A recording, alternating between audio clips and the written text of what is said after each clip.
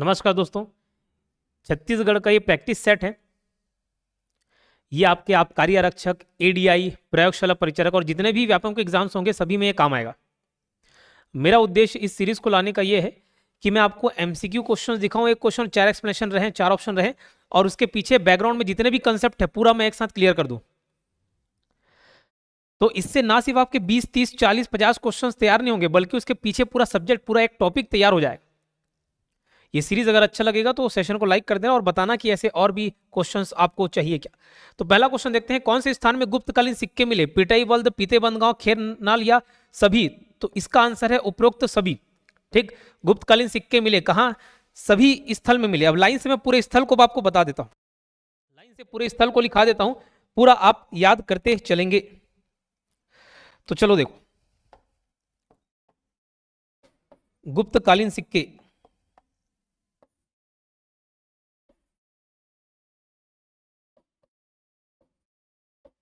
गुप्तकालीन सिक्के कहां कहां मिले याद रखते चलना। पहला पिटाई वल्द, याद करते चलेंगे कैसे कहां कहां मिले। तो गुप्त रूप से समझ लो किसी की पिटाई कर दिए, है ना, जैसे गुंडे डाकू हैं, गुप्त रूप से सबकी पिटाई कर दिए। तो पिटाई से पिटाई वल्द, पिटाई वल्द याद रहेगा, पिटाई वल्द रायपुर में पड़ेगा। दूसरा पीतेबंद गांव, पीते बंद गांव, पीतेबंद गांव। तीसरा याद रखना खेरनाल, खेरनाल। चौथा याद रखेंगे खरसिया।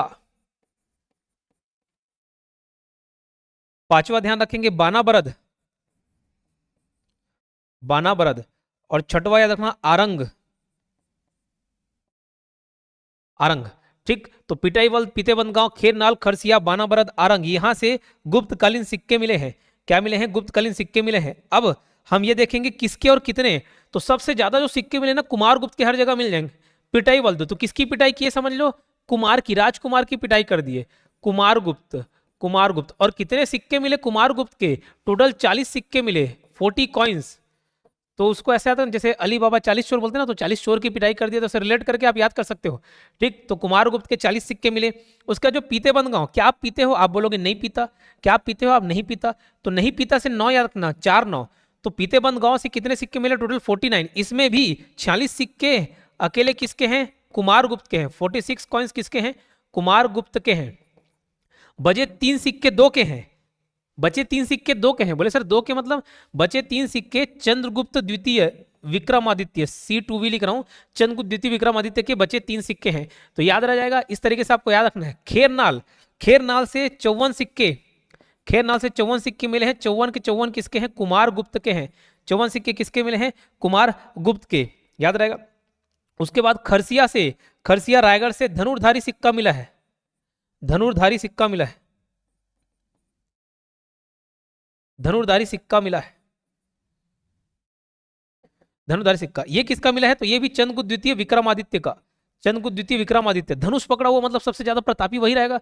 और गुप्त वंश में सबसे प्रतापी राजा कौन था? चंद्रगुप्त द्वितीय विक्रमादित्य। याद रखना बानाबरद से जो है, बानाबरद से टोटल 9 सिक्के मिले। 9 सिक्के में एक, एक में क आ रहा है, के से रखना कांचगुप्त, कांचगुप्त। ठीक, याद रहेगा कांचगुप्त। एक से याद रखना, एक में ही क आ रहा है तो कुमारगुप्त, एक यहाँ पे भी कुमारगुप्त का सिक्का मिल जाएगा, कुमारगुप्त। और स से 7, स से स्कंद, तो स्कंद गुप्त, स्कंद गुप्त के 7 सिक्के मिले बानाबरस से। तो राम, कांचगुप्त रामगुप्त का ही नाम था, ठीक है, तो कांचगुप्त हो गया, कुमारगुप्त हो गया, और 7 सिक्के स्कंद गुप्त के मिले। आरंग से रत्न जड़ित मयूर सिक्का मिला, किसका? कुमारगुप्त का। तो मयूर, इसमें रत्न जड़ित केजी लिख दे रहा हूं, केजी, कुमारगुप्त का। कैसा मिला है? रत्न जड़ित, रत्न जड़ित मयूर सिक्का, रत्न जड़ित मयूर सिक्का ये मिला है। ये सारे के सारे आपके क्या हो गए? गुप्त कालीन सिक्के हो गए। एक क्वेश्चन देखें और उस क्वेश्चन के पीछे पूरा मैं गुप्त साम्राज्य आपको याद करा दे रहा हूं, ठीक है। अगला याद रखना, अगला याद रखेंगे कि ये गुप्तकालीन स्थापत्य, गुप्तकालीन स्थापत्य। तो 2 स्थापत्य याद रखेंगे, 2 मंदिर याद रखेंगे। एक देवरानी जेठानी मंदिर, देवरानी जेठानी मंदिर, देवरानी जेठानी मंदिर, जो कि कहां पड़ेगा? ताला गांव में। तो ताला गांव, किसी चीज को हम लोग गुप्त रखना होता है, सीक्रेट रखना होता है, तो ताला लगा के रखते हैं। तो ताला गांव का जो देवरानी जेठानी मंदिर है वो गुप्त काल से संबंधित है। और बरम केला, बरम केला पुजारी पाल या पुजारी पाली, बरम केला पुजारी पाली का केवटिन मंदिर, क्योटिन मंदिर, ये दो स्थापत्य आप याद रखेंगे। क्लियर। गुप्त काल से संबंधित अभिलेख, गुप्त काल से संबंधित अभिलेख, अभिलेख तो एक याद रखना भानुगुप्त का, भानुगुप्त का 510 ईस्वी का एक एरन अभिलेख मिलेगा। कौन सा अभिलेख? एरन अभिलेख। इस एरन अभिलेख में, इस एरन अभिलेख में शरभवंशी राजा, शरभ राज का वर्णन मिलता है। शरभवंशी राजा जो हमारे यहाँ छत्तीसगढ़ के क्षेत्रीय राजवंश है, इसका उल्लेख मिलता है, तो इसको आपको याद रखना है। ठीक है, इस बात को आपको याद रखना है। क्लियर। चलो, तो क्या क्या बताया? गुप्तकालीन सिक्के याद रहेंगे। कहाँ से मिले? पिटाईवल्द। पिटाईवल्द कहाँ मिलेगा? रायपुर में मिलेगा। ठीक है। आरंग भी कहाँ पड़ेगा आपका? रायपुर में पड़ेगा। बानाबरद, इस पर मैंने शॉर्ट्स बनाया हुआ, यूट्यूब शॉर्ट्स जाके देखिएगा, दुर्ग जिले का है। खरसिया कहाँ पड़ेगा? रायगढ़ में पड़ेगा। खेरनाल जो है ये आपको बलौदा बाजार में पड़ेगा। खेरनाल जो है बलौदा बाजार में पड़ेगा, और पीतेबंद गाँव जो है राजिम में पड़ेगा। तो इसका स्थल भी आप याद रख लेना। पिटाईवल्द रायपुर में, ये राजिम में है, राजिम गरियाबंद। खेरनाल बलौदा बाजार में पड़ेगा। खरसिया रायगढ़ में पड़ेगा। बानाबरद दुर्ग जिले में, और ये आरंग भी रायपुर में पड़ेगा। ठीक। तो पिटाई 40 चोर की पिटाई कर दिए, कुमार राजकुमार की पिटाई कर दिए, तो कुमार गुप्त के 40 सिक्के मिले। पीते हो क्या? नहीं। 49 याद करना। 49 में 40 सिक्के अकेले कुमार गुप्त के हैं। 3 सिक्के दो के हैं, दो के मतलब चंद्रगुप्त द्वितीय विक्रमादित्य के हैं। खेरनाल से 54 सिक्के मिले, किसके? कुमार गुप्त के। ठीक है। और खरसिया रायगढ़ से धनुर्धारी सिक्का मिला है चंद्रगुप्त द्वितीय विक्रमादित्य का। बानाबरद से 9 सिक्के मिले हैं, एक कांचगुप्त, एक कुमारगुप्त और 7 स्कंदगुप्त। और आरंग से कुमारगुप्त के सिक्के मिले रत्नजड़ित, रत्नजड़ित मयूर सिक्का। स्थापत्य में 2 याद रखेंगे, देवरानी जेठानी मंदिर तलागांव का, और बरम किला पुजारी पाली का क्योटिन मंदिर। और अभिलेख से क्या संबंध है? तो भानुगुप्त का एरन अभिलेख, इसको आप याद रखेंगे। अगले सवाल पर चलते हैं, और उसमें जो भी पॉइंट आएगा हम उसको पूरा विस्तार से देख लेंगे। भानुगुप्त के एरन अभिलेख से छत्तीसगढ़ के कौन से वंश की जानकारी मिलती है? बताइए। तो कौन से वंश की जानकारी मिलती है? शरभ वंश, याद रहेगा, शरभ राजवंश। और उसमें कौन से राजा का? शरभ राज का जानकारी मिलता है। अगला सवाल, राजर्षि तुल्य वंश के राजमुद्रा में किसका चित्र अंकित है? राजर्षि तुल्य वंश के राजमुद्रा में किसका चित्र अंकित है? अब यहां से पूरा राजर्षि तुल्य वंश हम लोग देख लेंगे। समझना, ज्यादातर सिक्कों में आपको गज लक्ष्मी या लक्ष्मी का चित्रण मिलेगा, लेकिन जो राजर्षि तुल्य वंश का सिक्का है उसमें सिंह का चित्र मिलेगा। किसका? सिंह का। तो राजा, सिंह भी तो राजा है क्या? शेर भी तो राजा है। तो राजर्षि तुल्य वंश के राजमुद्रा में किसका चित्र अंकित है? सिंह का। ठीक है, तो इसको याद रखना। अब यहां से हम लोग पूरा राजर्षि तुल्य वंश के बारे में जानकारी हासिल कर लेते हैं। ठीक है, फिर ये क्वेश्चन भी आपसे बन जाएगा, भीमसेन द्वितीय किस वंश से संबंधित है? तो ये भी राजर्षि तुल्य वंश से संबंधित है। इसका राजर्षि तुल्य वंश को पूरा डिटेल में देख लेते हैं, ताकि एक क्वेश्चन और उसके पीछे पूरा टॉपिक आपका कवर हो जाए। राजर्षि तुल्य वंश, राजर्षि तुल्य वंश, राजर्षि तुल्य वंश। ठीक, राजर्षि तुल्य वंश। अब इसमें सबसे पहला काम तो आपको क्या याद रखना है? इसके राजा याद रखने हैं। राजा, लाइन से राजा। और राजा याद करना काफी आसान है। बोले सर कैसे? सारे राजर्षि तुल्य वाले में राजा, रावण यानी कि दैत्य, सुर, असुर ऐसे ही नाम मिलेंगे। तो सबसे पहला नाम आपको देखने को मिलेगा सुर। सुर, एक तरफ सुर भगवान वाले हो गए, दूसरा दैत्य प्रथम, दैत्य से याद रखना, दैत्य प्रथम। और क्या दैत्य में विभीषण भी दैत्य था कि नहीं था? रावण का भाई था, बिल्कुल। तो विभीषण, ये ना कर लेना, विभीषण। फिर विभीषण के बाद देखो भीमसेन आते हैं, भीमसेन प्रथम। फिर आपका दैत्य द्वितीय, फिर नेक्स्ट आपका भीमसेन द्वितीय, भीमसेन द्वितीय, याद रहेगा। ये इसमें एक बात याद रखना है, ये जो सूर है संस्थापक है, और इसी के नाम से राजर्षि तुल्य वंश को सूर्यवंश या सूरावंश भी बोला जाता है। संस्थापक, फाउंडर। और भीमसेन द्वितीय, ये सब जानकारी कहाँ से मिलती है? भीमसेन द्वितीय के आरंग ताम्रपत्र से ये सबकी जानकारी मिलती है। भीमसेन द्वितीय के आरंग ताम्रपत्र से ये सबकी जानकारी मिलती है। ठीक, चलो अब हम लोग नेक्स्ट ये देखेंगे इसके बारे में और क्या खास बात है जिसको हमको याद रखना है। विशेष खास बात क्या है? तो विशेष क्या है उसको हम लोग देख लेते हैं। तो ये छत्तीसगढ़ का पहला क्षेत्रीय राजवंश है। क्या है? क्षेत्रीय राजवंश, रीजनल डायनेस्टी, क्षेत्रीय राजवंश है। इसका शासन काल कब से कब तक था? तो देखो, इसको क्रिकेट, जो चौका छक्का मारता है वही राजा रहता है, वही राजा कहलाता। तो 4वीं से 6वीं शताब्दी इसका शासनकाल था। ठीक है, 4वीं से 6वीं शताब्दी। जानकारी इसका भीमसेन द्वितीय के आरंग ताम्रपत्र से। उपाधि इनकी उपाधि थी राजयोगी। क्या उपाधि थी? राजयोगी। उपाधि याद रखना, राजयोगी। इसका राजमुद्रा में किस चित्र का अंकन है? किसका चित्र है? सिंह का। याद रखना, बाकी सब में लक्ष्मी, गजलक्ष्मी मिल जाएंगे, लेकिन इसमें कौन सा चित्र अंकित है? सिंह का है। ठीक है, याद रखना। इन लोग कैलेंडर किसका चलाते थे? गुप्त संवत का। और इस आधार पर यह मान लिया जाता है, इस आधार पर यह माना जाता है कि इन्होंने गुप्तों की अधीनता को स्वीकार कर लिया था। इन्होंने गुप्तों की अधीनता को स्वीकार कर लिया था। इतने पॉइंट आप याद रखेंगे। ठीक है, चलो अगला सवाल देखते हैं, और उसमें जो पॉइंट आएगा हम उसको कवर कर लेंगे। पर्वतद्वारक वंश के राजा तुष्टिकर की जानकारी किस ताम्रपत्र से मिलती है? बहुत ही अच्छा सवाल। पर्वतद्वारक वंश के राजा तुष्टिकर की जानकारी किस ताम्रपत्र से मिलती है? तो ये मिलती है तेरहसिंगा ताम्रपत्र से। किससे? तेरहसिंगा ताम्रपत्र। अब पर्वतद्वारक आया, पूरा पर्वतद्वारक को कवर कर लेते हैं। अगर आपको लगे कि ऐसे ही और भी प्रैक्टिस सेट लाना है यूट्यूब पर, तो आप बिल्कुल मुझे कमेंट बॉक्स में लिखकर बताएंगे। एक क्वेश्चन भी आएगा ना, उसके पीछे पूरा कंसेप्ट, सोचो कितना जल्दी आपका रिवाइज हो जाएगा। और सेशन अच्छा लगेगा तो लाइक जरूर करें। और हाँ, एक जानकारी और बता दूं, बाजू में एडीआई आपका आबकारी आरक्षक प्रयोगशाला परिचारक, ये बहुत ही कम फीस पर अवेलेबल है, तो इनका लाभ आप जरूर उठाएं। चलो, पर्वत द्वारक वंश, तो प से पर्वत द्वारक और प से 5वीं शताब्दी, पर्वत द्वारक वंश 5वीं शताब्दी, प से पर्वत द्वारक वंश और 5वीं शताब्दी। तो ध्यान रखना, पर्वत द्वारक वंश का जो शासनकाल है वो कब चला है? 5वीं शताब्दी। तो प से पर्वत द्वारक, प से 5वीं। जो राजर्षि तुल्य पढ़ा है वो 4 से 6वीं शताब्दी था। पर्वत द्वारक का 5वीं शताब्दी है। ऐसी एक शरभपुरी वंश आया, तो शरभपुरी, पुरी में भी पा रहा है ना, पा, पुरी भी 5वीं वंश है। तो शरभपुरी 5वीं से 6वीं शताब्दी चला है। एक राजर्षि तुल्य वंश हम लोगों ने देखा, पर्वत द्वारक देखा, शरभपुरी देखा। एक आएगा शैल वंश, तो श से शैल, स से 7वीं से 8वीं शताब्दी चला है। बाण वंश 9वीं, बाण में न आ रहा है तो 9वीं शताब्दी। तो ये पूरा आपको डिटेल याद रखना है। अब पर्वत द्वारक वंश, इन लोग शासन कहाँ करते थे? देखो, पर्वत में कौन रहता है? महादेव रहते हैं। तो महादेव से देव यागना, देवभोग गरियाबंद में इनका शासन था। देवभोग गरियाबंद क्षेत्र में इनका शासन था। ठीक है, आपको इसके राजा रानी में मेनली 2 नाम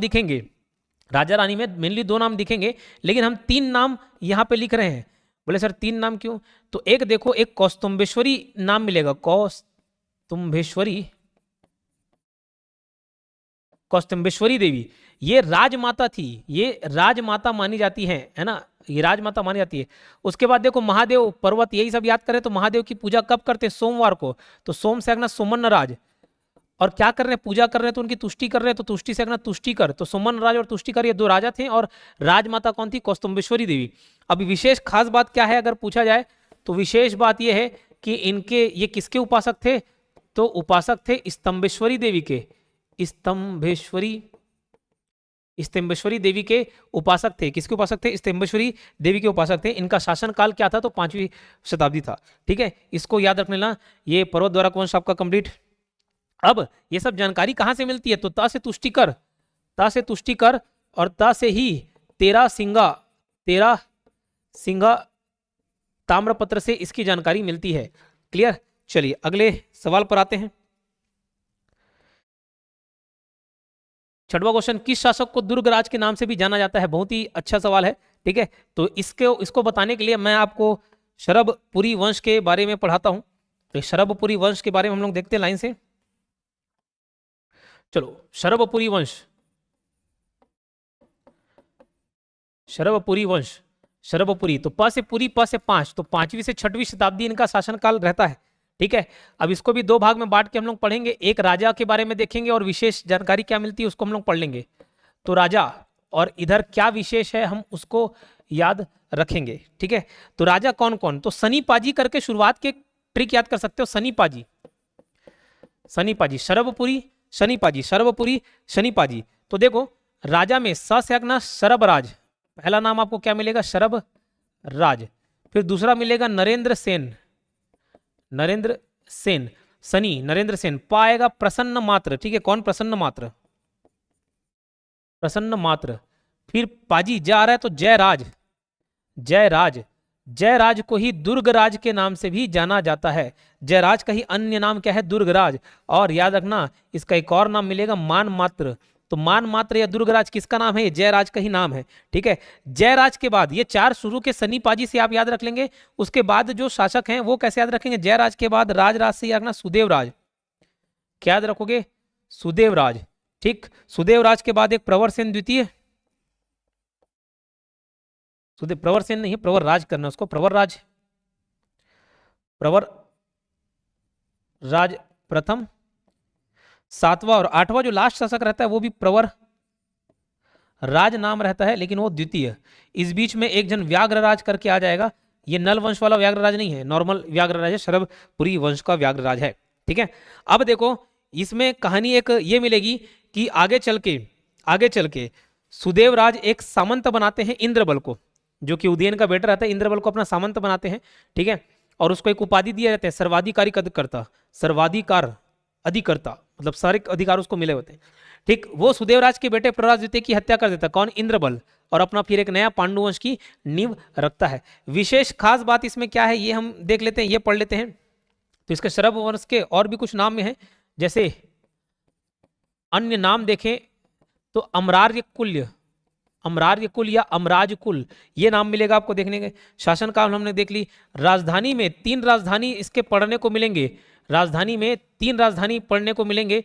ठीक है, राजधानी में 3 राजधानी, एक राजधानी तो शरभपुर मिलेगा, तो शरभपुर नाम से क्लियर है, कौन बनाएगा? शरभराज। फिर एक दूसरा राजधानी मिलेगा प्रसन्नपुर, जिसको आज किस नाम से जानते हैं? मल्हार नाम से। तो ये कौन बनाएगा? प्रसन्न मात्र बनाएगा, प्रसन्न मात्र। ये राजधानी चेंज करके उधर लेके चले जाता है। ठीक है, उसके बाद एक श्रीपुर या सिरपुर, जो आज सिरपुर नाम से जाना जाता है, इसको कौन बनाता है? तो प्रवरराज प्रथम इसको राजधानी बनाता है। इनके राजमुद्रा कैसी थी? इनकी राजमुद्रा में गजलक्ष्मी का अंकन है। गजलक्ष्मी राजर्षि तुल्य वाले में बस सिंह है, बाकी ज्यादातर आपको गजलक्ष्मी या लक्ष्मी देखने को मिलेगा। इन लोग किसके उपासक थे? इन लोग वैष्णव। तो मेरे मित्र का नाम है सौरभ वैष्णव, तो वहां से मैंने सौरभ वैष्णव रिलेट कर लिया हुआ है। वैष्णव के उपासक थे, और वैष्णव के उपासक थे, इसका मतलब ये कौन सी उपाधि धारण करेंगे? परम भागवत की उपाधि धारण करेंगे। ठीक है, परम भागवत की उपाधि धारण करेंगे। तो ये पूरा शरभपुरी वंश के बारे में जानकारी है, इसको याद रखना है। ठीक है, अब ये देखो किस शासक को दुर्गराज के नाम से भी जाना जाता है? जयराज को, याद रहेगा। अगला सवाल, शैल वंश का छत्तीसगढ़ में शासनकाल क्या था? शैल वंश का शासनकाल क्या था? तो 7वीं से 8वीं शताब्दी। शैल वंश के बारे में भी पढ़ लेंगे, लेकिन देखो अभी मैंने कुछ आपको वंश बताए, तो छत्तीसगढ़ के कुछ क्षेत्रीय राजवंश हैं, उनका शासनकाल याद रख लेना, पूछ दिया जाता है शासनकाल। तो जो इंपॉर्टेंट है उसको बता रहा हूं।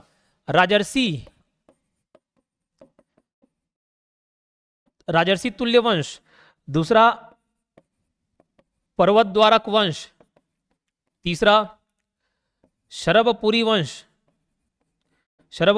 चौथा शैल वंश, पांचवा बाण वंश, एक छठवा आपको याद रखना है नल वंश। ये कुछ क्षेत्रीय राजवंश है जिनके शासन काल आपको याद रखना है। तो राजर्षि राजा वही जो भैया चौका चक्का मारे, पर्वतद्वारक से 5, शरभपुरी 5 से 6, स से शैल 7 से 7, 8, 7वीं से 8वीं शताब्दी। बाण में नाना आ रहा है तो 9वीं शताब्दी, 9th सेंचुरी। और नल वंश याद रखना 4वीं से 12वीं शताब्दी के बीच चला है। तो ये क्षेत्रीय राजवंश के बारे में आपको डिटेल ध्यान रखना है। इसमें हम अभी किसके बारे में पढ़ेंगे? हम पढ़ेंगे शैल वंश के बारे में। तो शैल वंश के बारे में जितनी जानकारी है उसको हम इकट्ठा कर लेते हैं।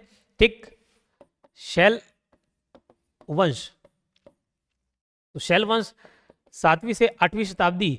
इसके राजा का कोड है याद रखना श्री, जैसे शैल एक शैली नाम की यहाँ टाइपिस्ट है, तो जब भी देखे तो जय श्री राम ऐसे बोलती है, तो जय श्री राम, श्री जय, ये आ रहा है। तो श्री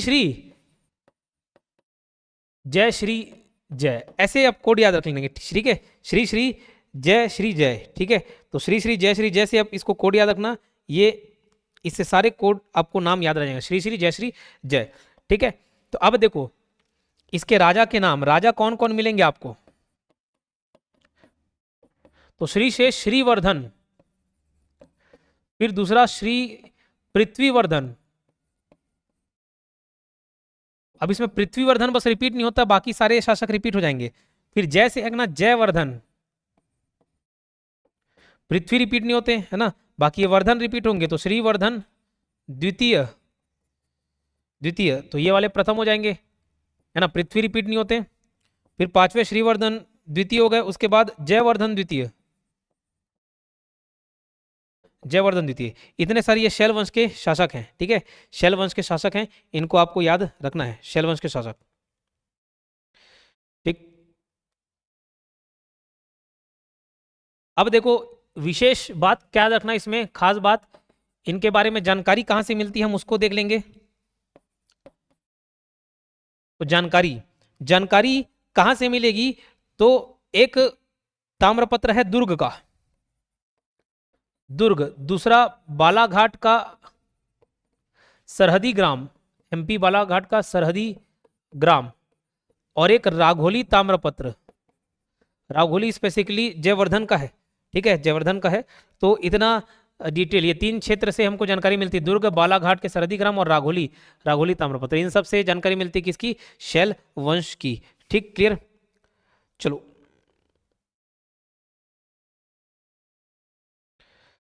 अब देखो शैल वंश छत्तीसवें शासनकाल क्या था, 7वीं से 8वीं शताब्दी। अगले सवाल की ओर बढ़ते हैं। वाकाटक वंशी राजा पृथ्वीसेन ने, जानबूझ के क्वेश्चन फ्रेम कराया गया है, ठीक है, इसको मैं मोबाइल से खुद टाइप कर करके लिखा हूं, ठीक है, मोबाइल में खुद टाइप करके, इसलिए इसका फॉन्ट थोड़ा ऐसे ही दिख रहा है। ऐसे क्वेश्चन डलवाए हैं ताकि इसके पीछे मैं पूरा बैकग्राउंड अपने जो थ्योरेटिकल क्लास में मैं जो कंसेप्ट पढ़ाता हूँ वो सारा आपको डिटेल दे सकूं।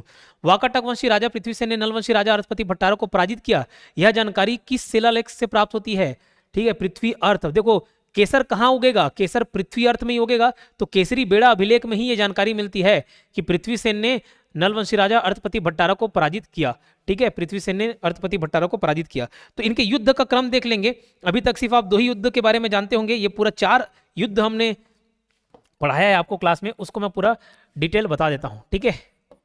तो वाकाटक वर्सेस किसके बीच, नल वंश, वाकाटक वर्सेस नल वंश के बीच जो युद्ध चलता है इसको मैं लाइन से याद करा रहा हूं। चलो अब इसमें कुछ राजा आपको वाकाटक वंश वाला लाइन से मैं दिखाता हूं, ठीक है, वाकाटक वर्सेस नल वंश। तो एक मिलेंगे नरेंद्र सेन, ये वाकाटक वाले हैं, शरव वाले नहीं, नरेंद्र सेन। फिर आते हैं पृथ्वी सेन, उसके बाद एक आएंगे देवसेन, कौन, देवसेन। ये वाकाटक और नलवंश के बीच झगड़ा जो हो रहा है उसी को हम लोग देख रहे हैं, ठीक है। फिर इधर मिलेंगे वराहराज, वराहराज के बाद आपको मिलेंगे भवदत्त वर्मन, भवदत्त वर्मन, उसके बाद पृथ्वीसेन अर्थपति भट्टारक, और एक मिलेंगे स्कंद वर्मन, स्कंद वर्मन। अब देखो, अब समझना, नरेंद्र सेन सबसे, हमें ये लगता है कि भवदत्त वर्मन ने नरेंद्र सेन को हराया और उसकी राजधानी को तहस नहस कर दिया, नंदीवर्धन को। फिर इन लोगों ने पृथ्वीसेन ने अर्थपति भट्टारक को हराया और उसके राजधानी पुष्करी को तहस नहस कर दिया। तो थोड़ा सा देखो बैकग्राउंड में चलते हैं। सबसे पहले नरेंद्र सेन आक्रमण करता है किसके ऊपर, वराहराज के ऊपर। फिर वराहराज भवदत्त वर्मन को बोलता है कि भैया तुम मेरे हार का बदला लेना, तब भवदत्त वर्मन हराता है किसको, नरेंद्र सेन को। फिर नरेंद्र सेन पृथ्वी सेन को बोलता है कि तुम मेरा बदला लेना, तो पृथ्वी सेन हराता है अर्थपति भट्टारक को। कंफ्यूज मत होना, हिंदी ने अंग्रेजी को हरा दिया, पृथ्वी ने अर्थ को हरा दिया, पृथ्वी हिंदी में अंग्रेजी में अर्थ, तो पृथ्वी सेन अर्थपति भट्टारक को हराता है। फिर अर्थपति भट्टारक अपने बेटे को बोलता है किसको, स्कंद वर्मन को। स्कंद वर्मन फिर हराता है किसको, देवसेन को। तो ये क्रम चले आता है, तो 4 युद्ध होता है, ठीक है। तो नरेंद्र सेन ने वराहराज को हराया, फिर भवदत्त वर्मन ने नरेंद्र सेन को हराया। ये जानकारी किससे मिलती है, रिद्धिपुर अभिलेख से, रिद्धिपुर अभिलेख से, भवदत्त वर्मन के रिद्धिपुर अभिलेख से। फिर पृथ्वीसेन ने अर्थपति भट्टारक को हराया, ये किससे जानकारी मिलती है, तो केसरी बेड़ा अभिलेख से, केसरी बेड़ा अभिलेख से। स्कंद वर्मन ने देवसेन को हराया, ये किससे जानकारी मिलती है, तो स्कंद वर्मन का पोड़ागढ़ अभिलेख है, पोड़ागढ़ अभिलेख, ठीक है, पोड़ागढ़ अभिलेख, इस बात को आप याद रखेंगे, पोड़ागढ़ अभिलेख। क्लियर, तो ये क्लियर हो गया। नलवंश की जानकारी किस पुराण से मिलती है, वायु पुराण। ये नया क्वेश्चन देखेंगे, बोले सर वायु पुराण में कैसे, वायु पुराण में गुप्त वंश का जानकारी मिलती है, किसकी, गुप्त वंश की जानकारी मिलती है। गुप्त वंश के समकालिक थे वाकाटक, और वाकाटक के समकालिक थे नल। तो नल वंश, गुप्त वंश और वाकाटक, तो ये सब की जानकारी किससे मिल जाती है, वायु पुराण से मिल जाती है, ठीक है, वायु पुराण से मिल जाती है। अड़िंगा ग्राम से वराहराज के कितने सिक्के प्राप्त हुए, तो ये थोड़ा सा डिटेल मैं आपको नल वंश के बारे में पूरा बता देता हूं, और वहां से सिक्के के बारे में भी हम लोग देख लेंगे। चलो, तो नल वंश के राजा को याद रख लेना क्योंकि इसका क्रम पूछा गया है। नल वंश के राजा को आप याद रख लेंगे क्योंकि इसके क्रम पूछे गए हैं। तो नल वंश और उनके राजा लाइन से हम लोग देखते हैं। तो कैसे याद रखोगे, ग्रुप में याद करना। सबसे पहले नल वंश के संस्थापक आ जाएंगे शिशुक। तो नल शिशु बच्चे लोग खेलते ना, शिशु को याद रख लेना, ठीक। उसके बाद 3 ठोक व है, 3 व से आगना। सबसे पहले व्याघ्रराज, फिर ऋषभ राज और वरहा राज। ऋषभ ऋषभ राज, फिर आएगा आपका वरहा राज, वरहा। तो ये तीन व करके याद हो जाएंगे। उसके बाद एक ग्रुप याद रखना जो लड़ाई झगड़ा किए, लड़ाई झगड़ा किए वो ग्रुप। कैसे लड़ाई झगड़ा किया इधर देखे ना, भवदत्त वर्मन, अर्थपति भट्टारक। तो भवदत्त वर्मन, ये वरराज के ही सिक्के मिले हम लोग को 29। तो भवदत्त वर्मन, इसकी उपाधि थी भट्टारक, और जो अर्थपति था, अर्थपति की उपाधि थी परम भट्टारक, अर्थपति परम भट्टारक पूरा नाम। तो भवदत्त वर्मन अर्थपति, फिर इसका बेटा स्कंद वर्मन, एक ग्रुप आपको ये याद रह जाएगा, स्कंद वर्मन। ठीक, उसके बाद स्कंद वर्मन के बाद स ही नाम है, और तीन ठोक नाम आपको राज राज वाले मिल जाएंगे। जैसे स्कंद वर्मन के बाद स्तंभ राज, स्तंभ राज, राज राज करके मिल जाएंगे। स्तंभ राज के बाद मिलेगा आपको नंदराज, और नंदराज के बाद मिलेगा पृथ्वीराज। ठीक है, कौन? पृथ्वीराज। तो एक ग्रुप ये हो गया। फिर पृथ्वीराज के बाद आपको तीन व मिलेंगे, तीन, फिर से तीन व देखने को मिलेंगे। कौन व? तो विरूपाक्ष, विरूपाक्ष, विलासतुंग, विलासतुंग, और एक है पृथ्वी व्याघ्र। पृथ्वीराज नहीं है, पृथ्वी व्याघ्र है। तो व तीनों व करके आ गए, व्याघ्र, पृथ्वी, व्याघ्र। ठीक, उसके बाद आपको लास्ट के दो शासक भीमसेन और नरेंद्र थंबल। तो यहाँ पे थांबा हो गया, उनका सफर थम गया। भीमसेन और नरेंद्र थंबल, 14 और ये 15, भीमसेन और नरेंद्र थंबल। ये नल वंश के पूरे शासक हैं, लाइन से क्रमानुसार याद रहने चाहिए। सबसे पहले उसका संस्थापक आ जाएगा शिशुक, फिर तीन व हैं व्याघ्रराज। इसी व्याघ्रराज को किसने हराया था? गुप्त वंश के शासक समुद्रगुप्त ने हराया था। ठीक है, तो व्याघ्रराज, क्लियर, व्याघ्रराज ने हराया, व्याघ्रराज को हराया गया।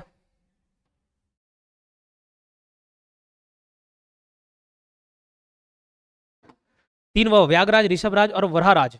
उसके बाद तीन लड़ने झगड़ने वाले, भवदत्त वर्मन, अर्थपति भट्टारक और एक स्कंद वर्मन। फिर स से स्तंभराज, फिर तीन राज आ जाएंगे, स्तंभराज हो गया, नंदराज हो गया, पृथ्वीराज हो गया। फिर तीन व आ जाएंगे, विरूपाक्ष, विलासतुंग और पृथ्वी व्याघ्र। फिर लास्ट में भीमसेन और नरेंद्र थंबल। तो ये तो थी नल वंश की क्रोनोलॉजी। ठीक है, नल वंश की क्रोनोलॉजी। अब हम लोग थोड़ा नल वंश से रिलेटेड कुछ सिक्के भी पढ़ लेंगे, लेकिन उससे पहले नल वंश के बारे में एक विशेष जानकारी देख लेते हैं, और हम सिक्के देख लेंगे, सिक्कों के बारे में अध्ययन कर लेंगे। तो विशेष क्या है? तो सबसे पहले इसका संस्थापक अगर पूछा जाए, अभी हमने देखा संस्थापक कौन? शिशुक। अंतिम शासक कौन? अंतिम शासक नरेंद्र थंबल, नरेंद्र थंबल। ठीक है, याद रखना इनका शासन कब से कब तक चला? तो शासन चला 4वीं से 12वीं शताब्दी। ठीक है, इनकी जानकारी कौन से पुराण में मिलती है? तो इनकी जानकारी मिलती है वायु पुराण में। इनका क्षेत्र कौन सा था? कौन से क्षेत्र में शासन करते थे? तो ये शासन करते थे दंड कारण्य में। किसमें? दंड कारण्य, यानी कि बस्तर वाला जो एरिया है वहां पर ये शासन करते थे। क्लियर? चलो सिक्कों की बात करते हैं। तो सिक्के दो जगह से मिले हैं, एक अड़िंगा केशकाल, अड़िंगा ग्राम केशकाल कोंडागांव, अड़िंगा ग्राम केशकाल कोंडागांव से मिला है। और दूसरा है ना कुलिया, कुलिया। ये कुलिया कहाँ पड़ेगा? बालोद में। कुलिया कहाँ पड़ेगा? बालोद में। अड़िंगा गांव से कितने सिक्के मिले हैं अगर पूछा जाए? अड़िंगा से मिले हैं 32। जैसे अड़िंगा केश एक शरीर का अंग हो जाता है ना, 32 दांत हो जाते हैं, तो वैसे जैसे 32 दांत है वैसे 32 बाल याद कर लेना, 32 सिक्के एज इट इज याद रह जाएंगे आपको। ठीक है, और कुलिया वाला 55 याद रख लेना, 55 सिक्के। ठीक, अब इसको हम लोग बाइफर्केट करते हैं, और ये जो 32 सिक्के हैं इसमें 29 सिक्के किसके मिले? वरहा राज के मिले। किसके? वरहा। 29 सिक्के वरहा राज के मिले हैं। एक सिक्के भवदत्त वर्मन के मिले हैं, जो झगड़ालू था भवदत्त वर्मन के। और दो सिक्के किसके मिले हैं? तो दो सिक्के मिले अर्थपति भट्टारक के। तो जो युद्ध करते हैं उनके सिक्के मिले हैं, भवदत्त वर्मन, अर्थपति भट्टारक, अर्थपति भट्टारक। तो इसको डबल मीनिंग वाली बात करते हैं ना, डबल अर्थ की बात करते हैं, तो दो से अर्थ, अर्थपति भट्टारक का 2 है और भवदत्त वर्मन का सिंगल है। और 29 सिक्के किसके मिले? वरहाराज के। 55 सिक्के अकेले किसके मिले? स्तंभराज के, गोल्डन कॉइन। ठीक है, स्तंभराज के। क्लियर? अब देखो इनकी खोज किसने की है? तो जो कोलिया में जो सिक्के मिले हैं इसकी खोज लक्ष्मी शंकर निगम ने की है। लक्ष्मी शंकर निगम, देखो 55 सिक्के भैया, मतलब वो तो लक्ष्मी आ गई, लक्ष्मी मिल गई इसको, है ना, लक्ष्मी शंकर निगम। और ये जो वरहराज वाले जो सिक्का है ना, ये अड़ेंगा ग्राम केशकाल का, तो वह से वरहराज, वह से वासुदेव मिरासी, वासुदेव मिरासी इसने खोज की है, वासुदेव मिरासी ने। तो ये देखो पूरा नल वंश के बारे में मैंने आपको बता दिया, पढ़ा दिया। क्लियर? चलो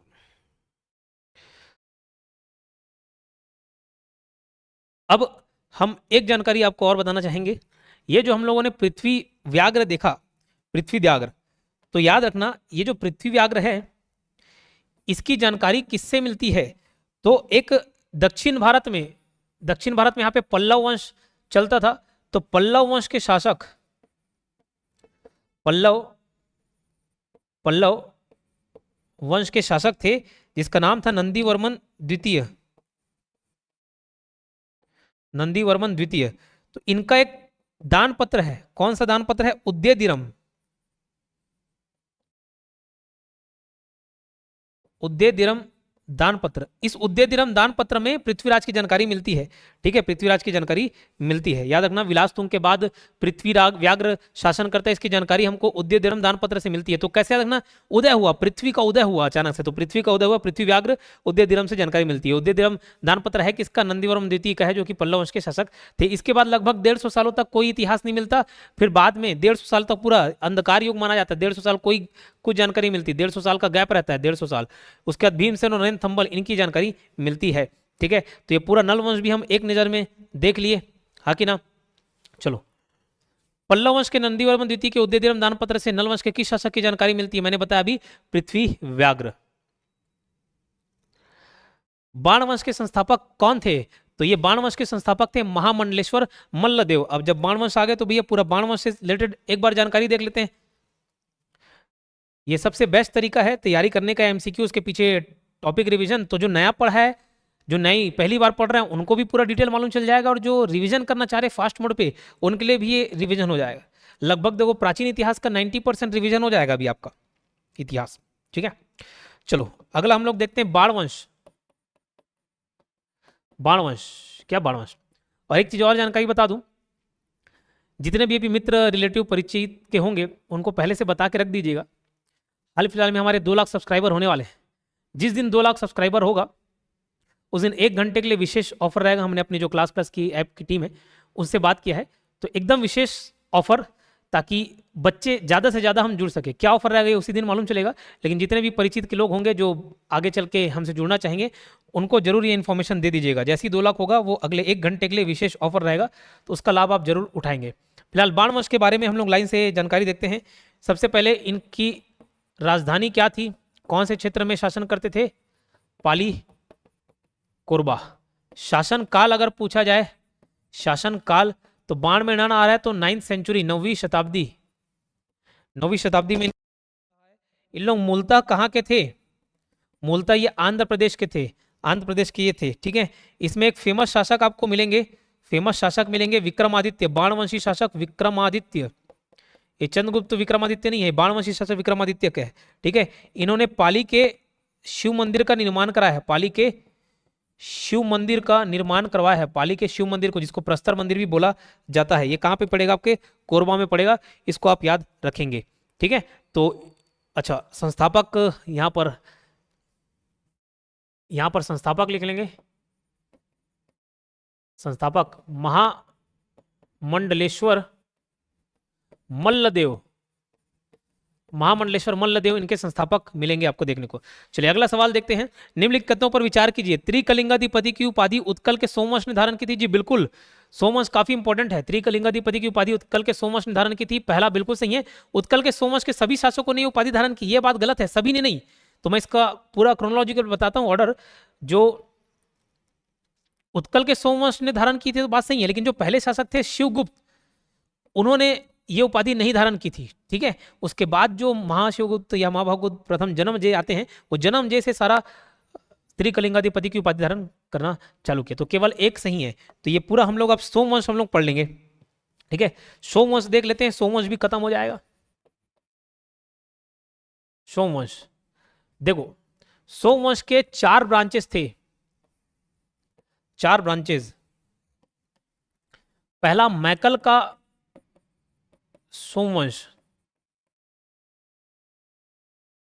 ठीक। उसके बाद एक था कांकेर का सोमवंश, एक आपको मिलेगा सिरपुर का सोमवंश, और एक मिलेगा उत्कल या कलिंग का सोमवंश।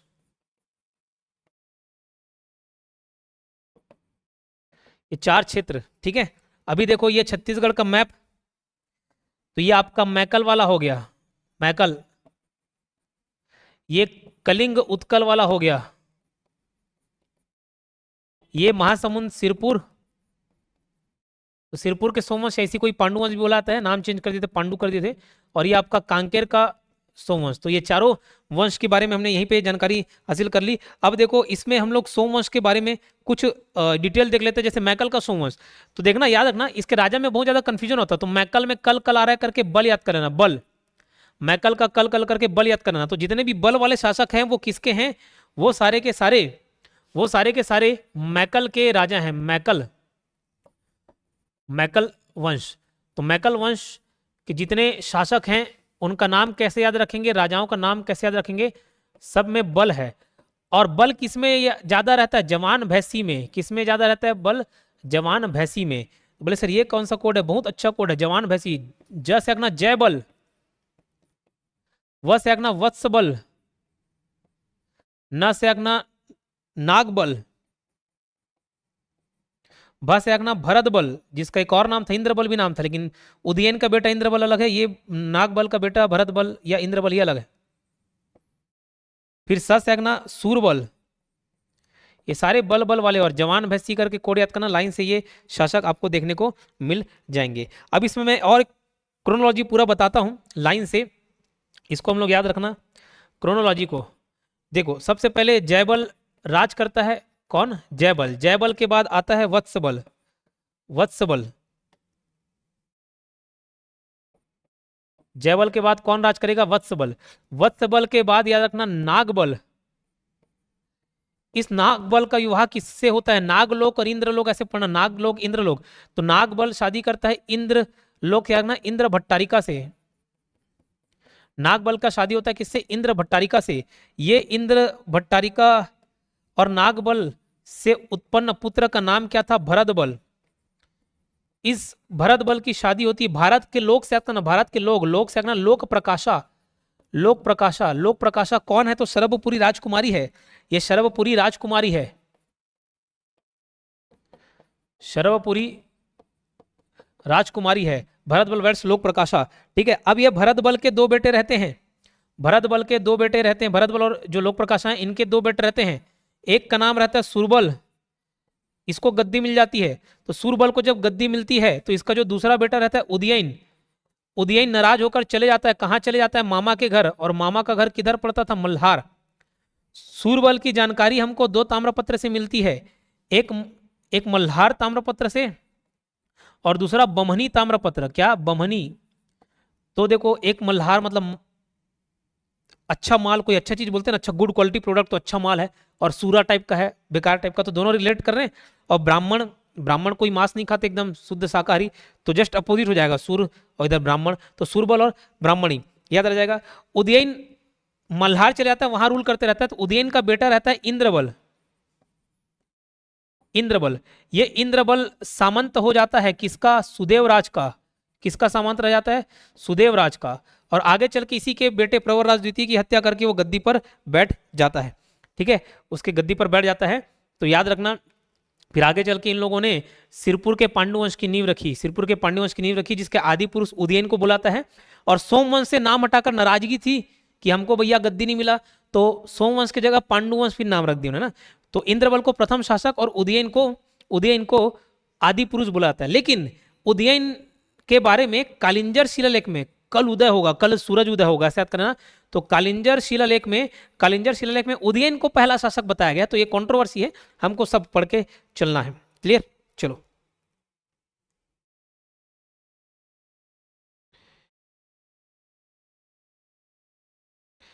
अब एक जो उत्कल के सोमवंश है उसके बारे में भी मैं बता देता हूं, थोड़ा सा जिक्र कर देता हूं। उत्कल या कलिंग का सोमवंश, कलिंग का सोमवंश, ठीक है, इनकी जो शताब्दी थी 9वीं से 11वीं के समय में इन्होंने शासन किया हुआ है। ये इसमें याद रखना, सोमवंश स से सोम और स से शिव, शिवगुप्त इसके फाउंडर थे, शिवगुप्त इसके फाउंडर थे। शिवगुप्त के बाद शासक बने महाभवगुप्त प्रथम जन्मजय, महाभवगुप्त प्रथम जन्मजय, जन्मजय, ठीक है, जन्मजय, महागुप्त प्रथम जन्मजय। अब इसके बाद बहुत सारे शासक आए, लेकिन मैं आपको कुछ इंपॉर्टेंट ही याद कराऊंगा, जैसे महाभवगुप्त जन्मजय, फिर महाशिवगुप्त, भवगुप्त, शिवगुप्त, भवगुप्त, बस इतना ही याद है। तो ये इस नाम पे फोकस करना, जन्मजय। फिर जन्मजय के बाद एक आपको मिलेगा ययाति, ये पूरा नाम ना लिख के सिर्फ जो लास्ट का है उसको बता रहा हूं, ययाति। उसके बाद एक आएगा धर्मरथ, उसके बाद एक कर्ण केसरी करके नाम मिलेगा आपको,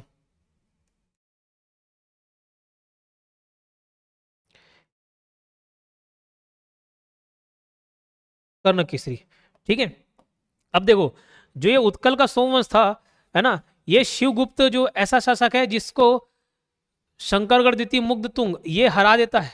शिव भगवान मंत्र मुग्ध रहते नहीं, तो मुग्ध तुंग, ये मुग्ध तुंग हरा कर चले जाता है और इसके पाली क्षेत्र पर कब्जा कर लेता है। पाली को क्या कर लेता है, कब्जा कर लेता है।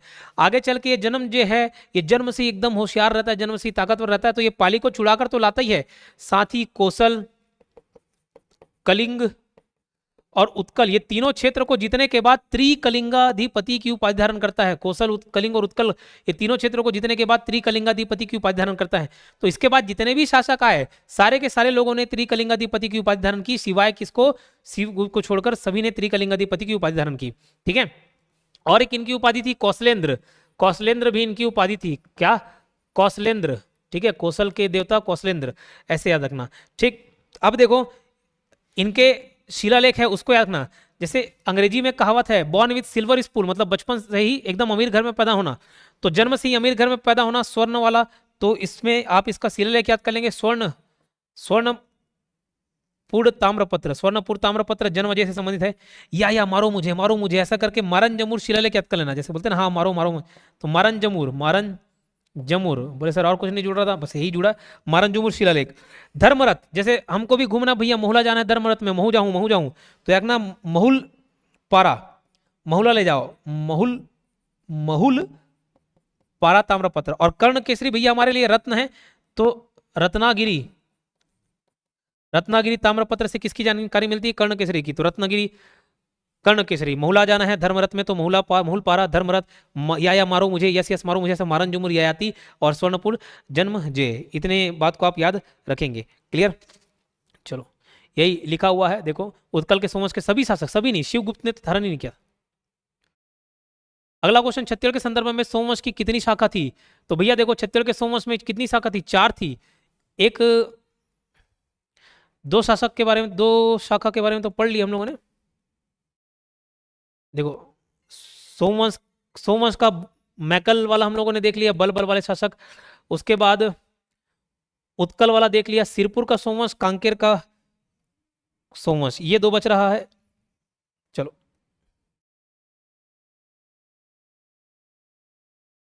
इसको भी हम लोग देख लेते हैं, पढ़ लेते हैं। तो ये सिरपुर का सोमवंश हम लोग पढ़ते हैं, सिरपुर का सोमवंश, ऐसी कोई पांडु वंश भी बोला जाता है, ठीक है। तो इसका क्रम कैसे चालू होगा, उदयन, उदयन का बेटा कौन, इंद्रबल, उदयन का कौन, इंद्रबल।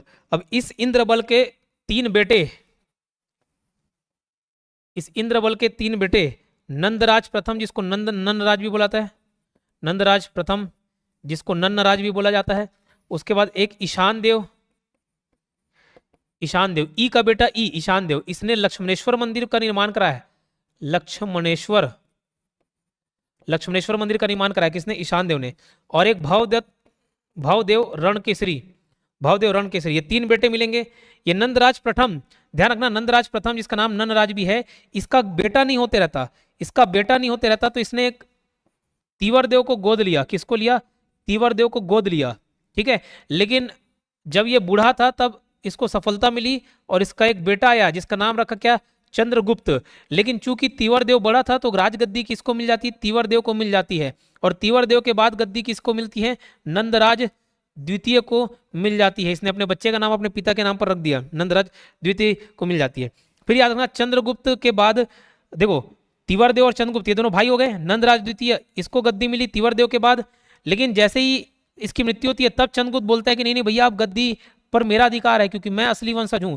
तो नंदराज द्वितीय के बाद गद्दी किसको मिलती है, चंद्रगुप्त को। चंद्रगुप्त के बाद हर्षगुप्त और हर्षगुप्त के बाद बालार्जुन, बालार्जुन ठीक है,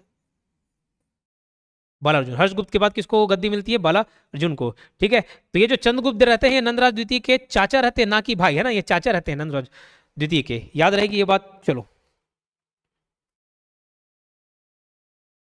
ये जो तीवरदेव हैं, ये तीवरदेव का उपाधि रहता है, कहाँ क्या रहता है, सकल कौशलाधिपति, सकल कौशलाधिपति। सकल कौशलाधिपति एक तीवरदेव की उपाधि और एक पृथ्वी देव प्रथम की उपाधि रहती है, जो कि कलचुरी शासक रहते हैं। ये पृथ्वीदेव प्रथम कलचुरी शासक रहते हैं। ये देखो, ये जो तीवरदेव की जानकारी है एक अड़भार ताम्रपत्र से मिलती है। अड़भार कैसे रखना, तीवर से तेवर रद्द कर लेना, जो एकदम तेवर दिखाते हैं, अकड़ू रहते हैं, तो अड़भार ताम्रपत्र से इसकी जानकारी मिलती है। ठीक है, अड़भार ताम्रपत्र से। तो ये हमारा सिरपुर का सोमवंश हो गया। अब एक और सोमवंश के बारे में देख लेते हैं, फिर ये पूरा पैटर्न कवर हो जाएगा हमारा। कांकेर का सोमवंश, कांकेर का सोमवंश। तो कांक काक के राज किया से आप इसको याद रखना, कांक काक के राज किया से सिंहराज इसके संस्थापक हैं। कौन, सिंहराज, सिंहराज इसके संस्थापक हैं। इन्होंने 12वीं से 14वीं शताब्दी तक रूल किया है। अब देखो, सिंहराज के बाद आते हैं व्याघ्रराज, ये अलग व्याघ्रराज हैं, 3 जगह व्याघ्रराज मिल जाएंगे, ये अलग व्याघ्रराज हैं। व्याघ्रराज के बाद गद्दी मिलती किसको, बोबदेव को। बोबदेव के समय जो कांकेर का सोमवंश है ये 3 क्षेत्रों में बढ़ता है। बोबदेव के समय कांकेर का क्षेत्र जो है वो 3 क्षेत्रों में बढ़ता है। एक कर्णराज शासन करता है, एक क्षेत्र पर कृष्णराज शासन करता है, कृष्ण राज, और एक क्षेत्र पर सोमराज शासन करता है। ठीक है, मैप पे बताऊं तो जो कर्णराज है ये शासन करता है सिहावा धमतरी। ठीक है, सिहावा धमतरी क्षेत्र में, सिहावा धमतरी। फिर नीचे कांकेर में कृष्णराज और इधर बस्तर में सोमराज। इन तीनों में ये क्षेत्र बढ़ जाता है। ठीक, याद रहेगा। तो जो कर्णराज है इसको कौन सा क्षेत्र मिलता है जी, सिहावा।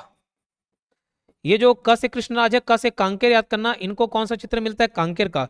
और ये जो सोमराज हैं ये किधर रूल करते हैं, बस्तर में रूल करते हैं। ठीक है, बस्तर में रूल करते हैं। इसके बारे में जानकारी आपको किस में मिल जाएगी, तो सिहावा ताम्रपत्र में। कर्णराज के बारे में जानकारी किससे मिलेगी, सिहावा ताम्रपत्र से। किससे मिलेगी, सिहावा ताम्रपत्र से। कृष्णराज के बाद उसके बेटे रहते हैं सोमचंद्र, और सोमचंद्र के बेटे आपको मिलेंगे भानुदेव।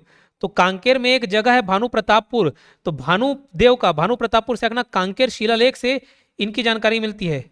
कांकेर शिलालेख, कांकेर शिलालेख। थोड़ा सा स्पीड बना रहा हूँ इसलिए राइटिंग अच्छी नहीं बनती, खैर धीरे लिखूं तो भी नहीं बनती, तो आप इसको मैनेज करेंगे, सुन सुन के लिखेंगे। बस्तर जो सोमराज का शासन रहता है, इसके बाद आते हैं एक शासक पंपराज। तो बॉडी एकदम पंप रहती तो एकदम तहलका मचा देती नहीं, तो इसमें रखना तहनका पार ताम्रपत्र, तहनका पार ताम्रपत्र, जो कि किधर पड़ेगा, बस्तर में। कांकेर तो कांकेर, सिहावा धमतरी। तहनका पार ताम्रपत्र से किसकी जानकारी मिलती है, पंपराज की जानकारी मिलती है, पंपराज की। ठीक है, चलो अगला सवाल देखते हैं। निम्नलिखित में से कौन सा कथन सही है। तीवरदेव सिरपुर के पांडुवंश का शासक था, जी बिल्कुल। तीवरदेव के बाद नंदराज द्वितीय ने राजगद्दी संभाली, जी बिल्कुल, ये भी सही है, क्योंकि ये तीवरदेव जो गोद लिया हुआ बेटा था, नंदराज प्रथम का गोद लिया हुआ बेटा था। तीवरदेव के बाद नंदराज द्वितीय गद्दी संभालते हैं। नंदराज द्वितीय के बाद उसके पुत्र चंद्रगुप्त द्वितीय ने राजगद्दी संभाला, गलत बात। चंद्रगुप्त ने संभाला वो तो सही है, लेकिन ये जो चंद्रगुप्त है ये नंदराज द्वितीय का पुत्र नहीं था, उसका चाचा था, है ना, उसका चाचा था। तो पहला और दूसरा सही हो जाएगा और 3 गलत हो जाएगा। पहला और दूसरा सही, बाकी 3 गलत। सिरपुर के पांडुवंश के शासक तीवरदेव की हत्या किस शासक ने की थी, तो ये देखो भैया, देखो तीवरदेव का एक तो जानकारी मैंने बताया, तीवरदेव जो थे, ये जो तीवरदेव थे ये गोद लिए हुए पुत्र थे, वो याद रख लेना है, गोद लिया हुआ पुत्र था। तीवरदेव की उपाधि थी सकल कौशलाधिपति, सकल कौशलाधिपति ये उनकी उपाधि थी। फिर तीवरदेव के बाद ही, तीवरदेव के बारे में एक और याद किए कि इनकी जानकारी किससे मिलती है, अड़भार ताम्रपत्र से। तीवर से तेवर याद करना, तेवर दिखा रहे हैं, अड़ रहे हैं तो अकड़ू अड़भार। और याद रखना तीवरदेव से ही, देखो जो ज्यादा तेवर तेवर दिखाता तो फिर थोड़ा गाली बकते नहीं, माँ वाला सा, तो माधव वर्मन याद रखना, ठीक है। तो माधव वर्मन ने इसकी हत्या कर दी। तो दक्षिण के विष्णु कुंडी शासक माधव वर्मन ने किसकी हत्या कर दी, तीवरदेव की हत्या कर दी। कांकेर के सोमवंशी शासक कर्णराज की जानकारी किस पत्र ताम्रपत्र से मिलती है, तो ये देखो जो कर्णराज हैं इनका जानकारी मिलता है सिहावा क्षेत्र से, सिहावा ताम्रपत्र, ठीक है। तहनका पार तो पंपराज का था, कांकेर शिलालेख भानुदेव का था, ठीक है। भोगवती पुरेश्वर की उपाधि किस शासक द्वारा धारण की जाती थी, तो भागवती हो गया, भोगवती पुरेश्वर। देखो किसी को ऐसा भोंग दोगे, चाकू भोंग दोगे तो छेदा हो जाएगा, और वैसे नहीं तो भोंगरा मतलब छेदा होता है, ठीक है। तो होल, छेदा, भोंगरा। तो भोगवती पुरेश्वर छिंदक नागवंशी शासकों की उपाधि थी। इसके अलावा और भी अगर जैसे उपाधि मैं आपको बताऊं तो सकल कौशलाधिपति तीवरदेव और पृथ्वी देव की उपाधि थी। उसके अलावा त्रिकलिंगाधिपति कलिंग के सोमवंश की उपाधि थी। फिर आप भोगवती पुरेश्वर छिंदक नागवंशी की उपाधि थी। परम भागवत ज्यादातर कौन, शरभपुरी वंश के लोग धारण करते थे, और परम भागवत की उपाधि कौन धारण करता था, सिरपुर के पांडुवंश। सिर्फ परम महेश्वर की उपाधि सिरपुर के पांडुवंशी शासक महाशिवगुप्त बालार्जुन धारण करते थे। राजर्षि तुल्य वंश वाले लोग राजयोगी उपाधि धारण करते थे। सेंट ऑफ जेरूसलम किसको बोला था, तो रुद्र प्रताप देव को बोला जाता था, ठीक। तो ये सारे पॉइंट आपको याद रखने हैं, क्लियर। भवदत्तोरण भट्टारक और अर्थपति जो है वो परम भट्टारक की उपाधि धारण करते थे। सिरपुर के लक्ष्मण मंदिर का निर्माण किस शासक के द्वारा कराया गया, तो सिरपुर के लक्ष्मण मंदिर का निर्माण जो है वो महाशिवगुप्त बालार्जुन और रानी वसाटा, ये दोनों ने मिलकर कराया। हालांकि देखो एक ई का बेटा, ई करके हम याद किए थे, इंद्र बल का बेटा ईशान देव ने जो है वो खरौद का लक्ष्मणेश्वर मंदिर बनाया हुआ है। बाकी सिरपुर का लक्ष्मण मंदिर महाशिवगुप्त बालार्जुन और रानी वसाटा ने मिलकर बनाया, ये इसके बच्चे ने खत्म किया था। भोरमदेव मंदिर का निर्माण किन शासकों ने कराया, तो फणी नागवंश शासक ने भोरमदेव मंदिर का निर्माण कराया। 20 क्वेश्चन हो गए। ये सीरीज कैसा लगा आप जरूर कमेंट बॉक्स में बताएंगे, ठीक। और एक और चीज जानकारी दूंगा, मेमोरी पावर का कोर्स बहुत ही कम फीस पर अवेलेबल है। आप चाहें तो इस एग्जाम के दौरान इसको लेकर इसमें जो मैंने मेथड्स टेक्निक्स बताए हैं उसको आप उसका फायदा ले सकते हो। टेस्ट सीरीज आप कार्य आरक्षक या आप प्रयोगशाला परिचारक हो गया, या एडीआई के जो टेस्ट सीरीज हैं ये भी काफी कम फीस पर अवेलेबल है, तो इसका भी लाभ आप जरूर उठाएं। मिलते हैं नेक्स्ट वीडियो में, धन्यवाद।